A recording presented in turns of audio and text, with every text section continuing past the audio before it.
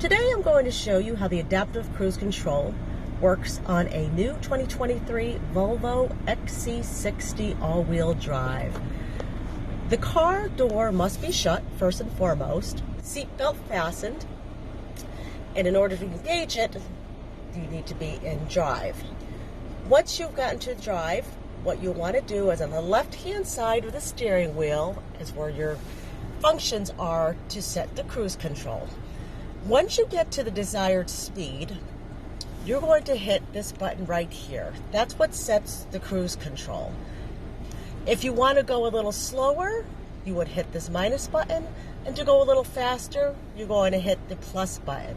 And what that does is it'll either lower your speed or increase your speed by 5-mile-per-hour increments.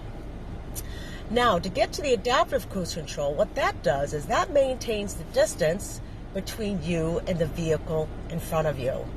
Now, with the buttons to the left-hand side, as shown here, where you would press, that will maintain whether you want to maintain the distance between 1 car length, 2 car lengths, or 3 car lengths. Typically, most people will use 2 car lengths, and what will happen is once it's engaged, and you'll know it's engaged, again, once you hit this button here, you'll always see right here in the center display the steering wheel that's illuminated, and that will show that the cruise control function has been activated. To deactivate it, you would just hit the brakes, or if the car is at a standstill, it will automatically shut off after a certain amount of time.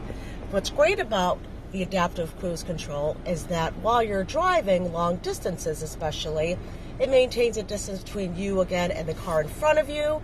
Should the vehicle stop, your vehicle will also stop. If they stop very quickly, so will your car. Great feature to have, and for more information, feel free to click on the link below. Thank you for watching and have a great day.